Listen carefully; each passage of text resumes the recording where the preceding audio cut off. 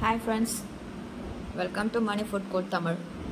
இன்றைக்கி நம்ம என்ன பார்க்க போகிறோன்னா டொமேட்டோ ரைஸ். ரொம்ப ஈஸியாக செஞ்சிடலாம். 10 மினிட்ஸ்லேயே வேலைக்கு போகிறவங்களுக்கெல்லாம் ரொம்ப ஈஸியாக இருக்கும் இந்த டிஷ் செய்யறதுக்கு. ஓகே ஃப்ரெண்ட்ஸ், ஃபஸ்ட்டு நம்ம அதுக்கு தேவையான பொருள் என்னென்னு பார்த்துடலாம்.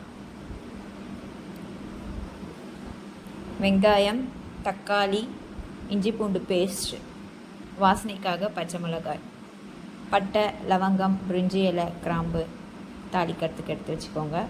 ஊற வச்ச அரிசி பார்த்திங்கன்னா நான் பிரியாணி அரிசி எடுக்கலை. நம்ம நார்மலாக சாப்பாட்டுக்கு வடிப்போம் பார்த்தீங்களா, புழுங்கல் அரிசி, அதை தான் எடுத்து யூஸ் பண்ணியிருக்கேன்.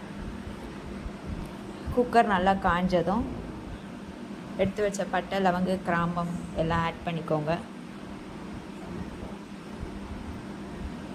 வெங்காயம்,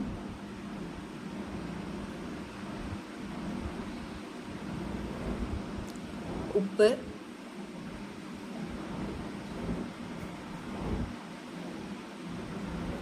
பச்சை மிளகாய், தென் தக்காளி ஆட் பண்ணிக்கோங்க. எல்லாம் சேர்த்து நல்லா வதக்கிக்கோங்க. வதக்கினா தான் உங்களுக்கு நல்லா டேஸ்ட் கொடுக்கும். சில பேர் குக்கரில் தானே வைக்கிறோம், எதுக்கு வதக்கணும் அப்படின்னு சொல்லிட்டு லைட்டாக வதக்கிட்டு அப்படியே எடுத்து எல்லாத்தையுமே வேக வச்சுடுவாங்க. ஸோ நீங்கள் வதக்கினீங்கன்னா ரொம்ப டேஸ்ட்டாக இருக்கும் நார்மலாக செய்கிறத விட. இஞ்சி பூண்டு பேஸ்ட் ஆட் பண்ணிக்கோங்க.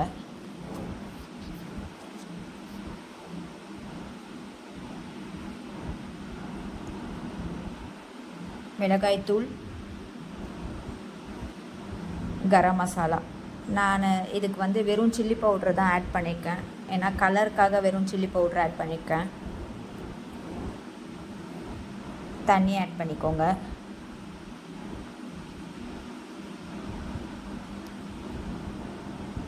நெக்ஸ்ட் ஊற வச்ச அரிசியை ஆட் பண்ணிக்கோங்க.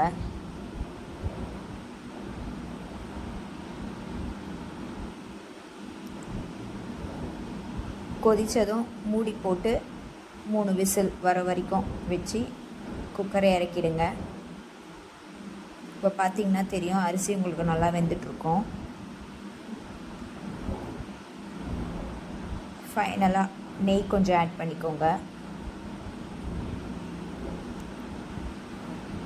ஓகே ஃப்ரெண்ட்ஸ், இதை ட்ரை பண்ணி பார்த்துட்டு எப்படி வந்துச்சுன்ட்டு கமெண்ட் பண்ணுங்கள்.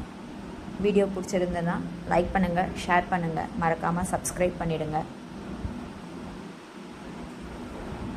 தேங்க்ஸ் ஃபார் வாட்சிங்.